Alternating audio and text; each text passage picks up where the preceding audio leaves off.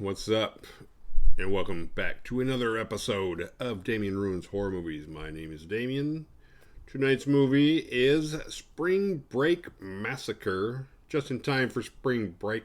No, it is not a coincidence. I planned that. I happened to find this movie about a week ago. And it came out in 2008. It's directed by Michael Hoffman Jr. I want to apologize in advance because it is kind of it's a quasi nice day, so there are kids playing outside. They've kind of shut the hell up finally, but there might be some kid noises. They're not mine. Otherwise, they would be locked up in the basement till I'm done. Nah, I'm kidding. I don't have a basement. And there's been some random hammering behind me from that neighbor. I told her to knock it off, but she keeps doing it, so I don't know. You got to bear with me. It's not my fault. And secondly, to get it out of the way, we got a package. I'm showing you the back because I don't want you fucks knowing where I live. But just in from Cool Dude Inc. Looks like some new shirts.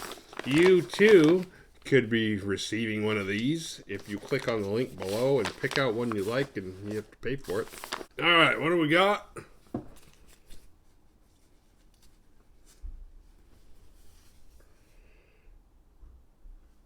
Mystics in Bali. And that one I knew about. I don't know what this one is, though. Oh, the Cannon Group Inc.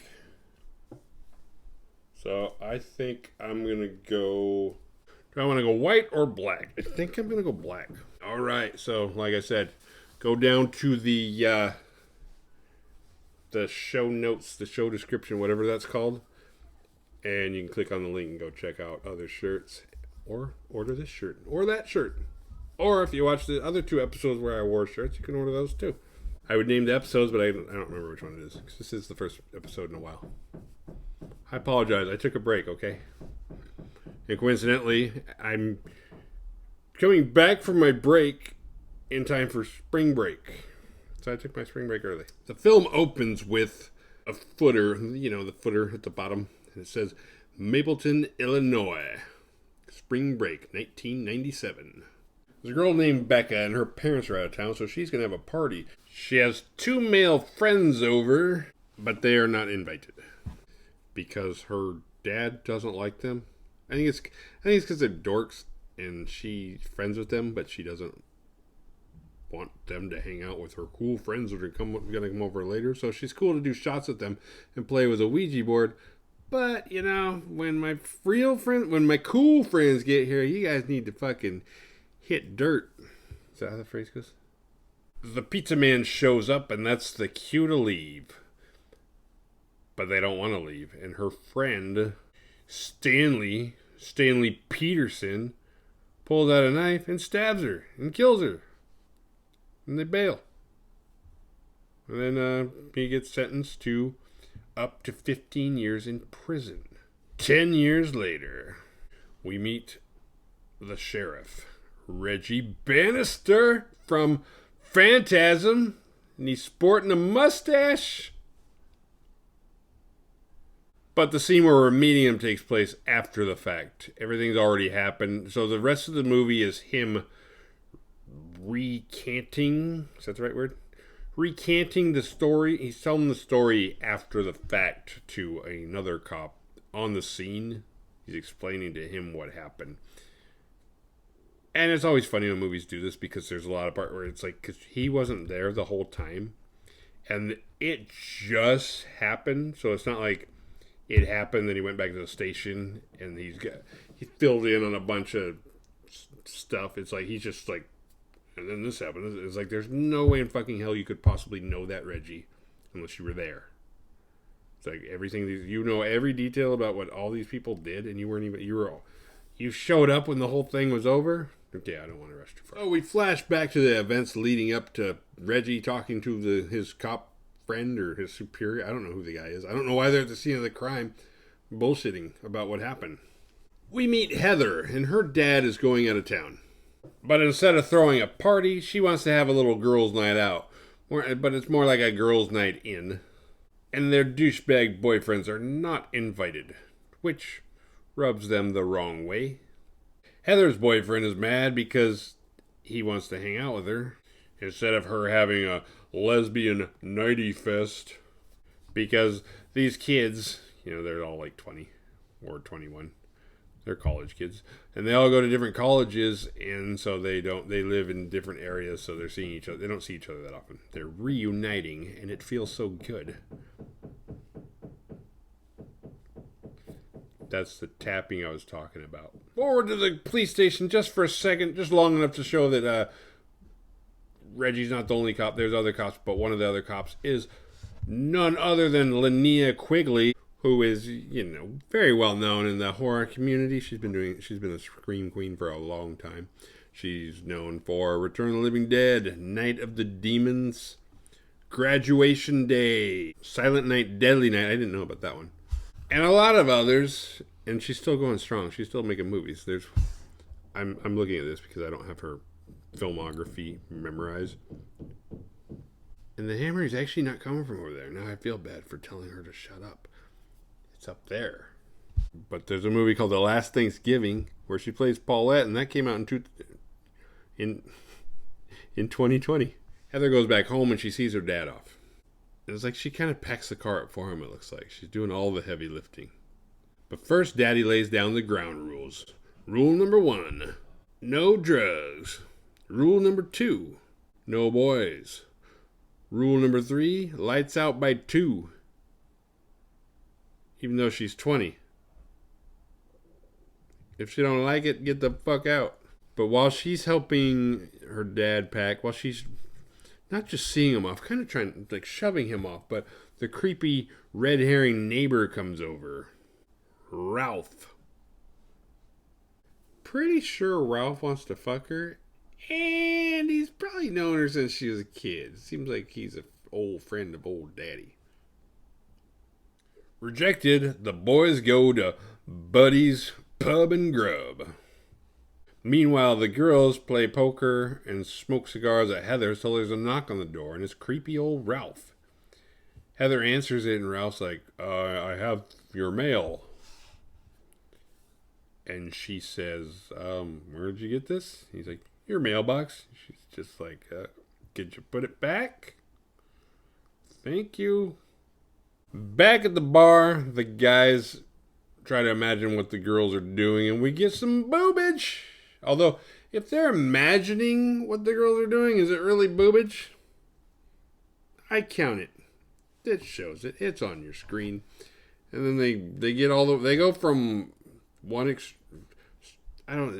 build-up. They go to bestiality. They're like, well, the girls might be having a bestiality orgy. There's probably farm animals over there and shit, which I don't know how they jump. Like, I don't know. If I thought maybe my girlfriend might be having a farm animal orgy, I would rethink that relationship. If that was a concern, I'd be like, It's like, if I'm not there, she's liable to fuck a horse. It's like, it makes no sense. It's such a weird jump. Back at the station, Reggie sends Linnea. How do you say her name? I think it's Linnea. I should know that. He sends her out on naked teenager recon, which is not as perverted as it sounds. They're trying to bust the drunk spring break crowd. Because you know how crazy Mapleton, Illinois gets every April. But instead of her reconning any naked teenagers, she gets killed. And another cop gets killed. And then the killer gets into the station and finds Stanley Peterson and frees him, which is really weird because I don't think a prison and a police station are the same thing. I think if you go to, I don't know, they never showed, I don't think they ever panned on like the exterior like you're supposed to when you make a movie.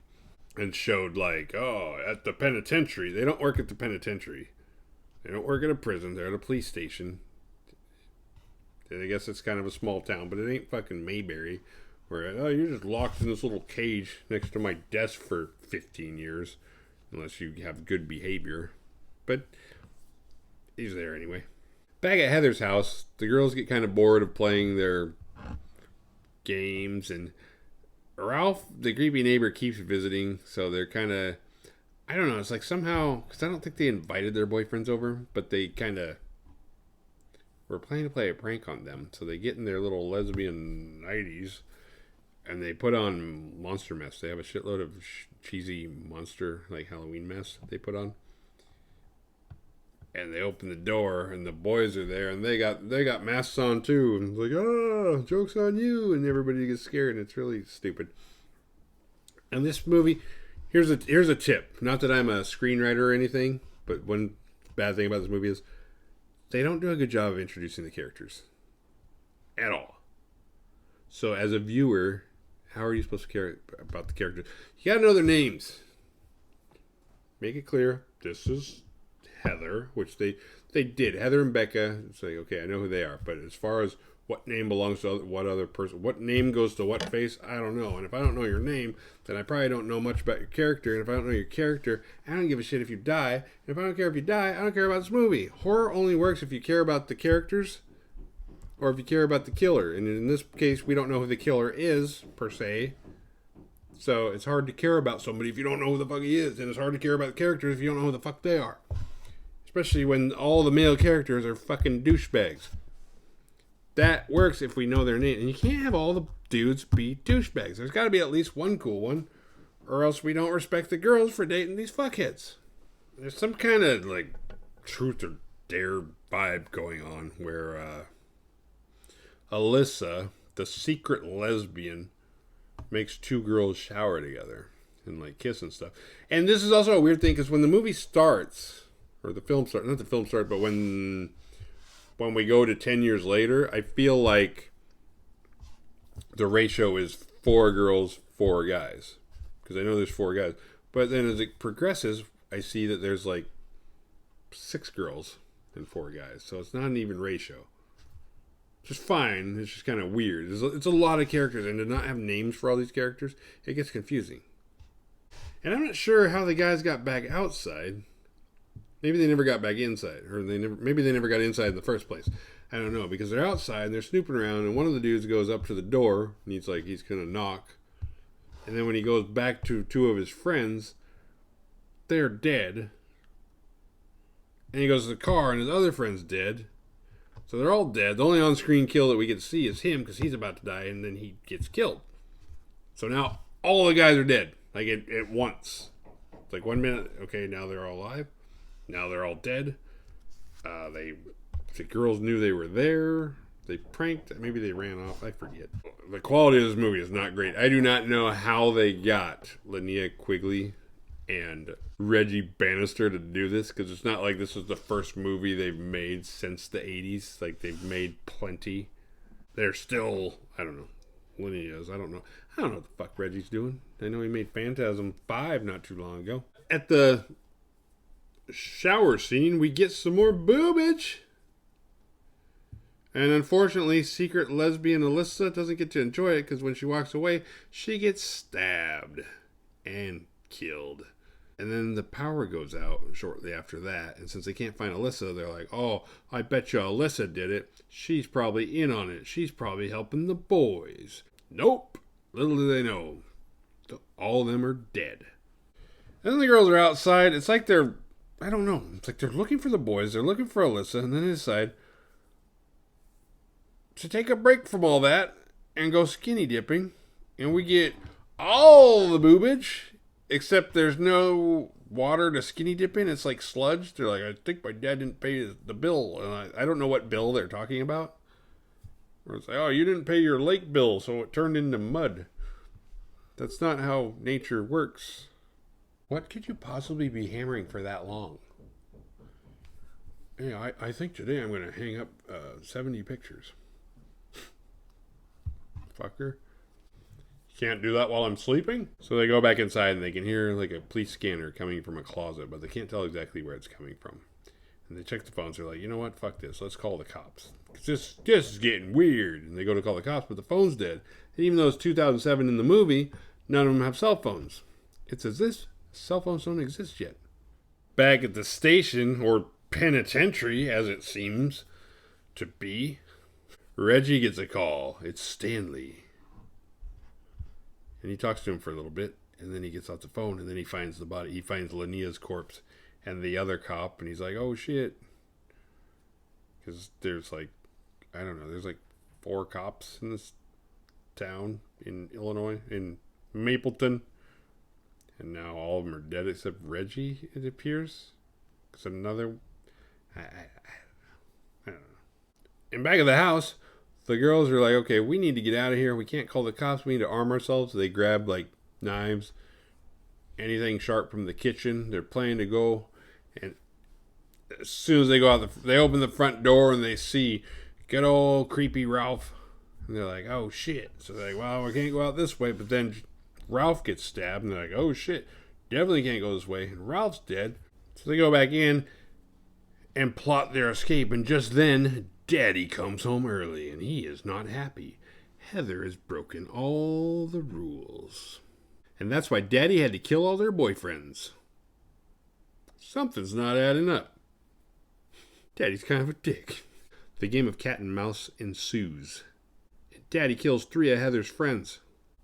Then he finally gets Heather. And it turns out, Daddy has captured Stanley. That's how Stanley escaped from the penitentiary.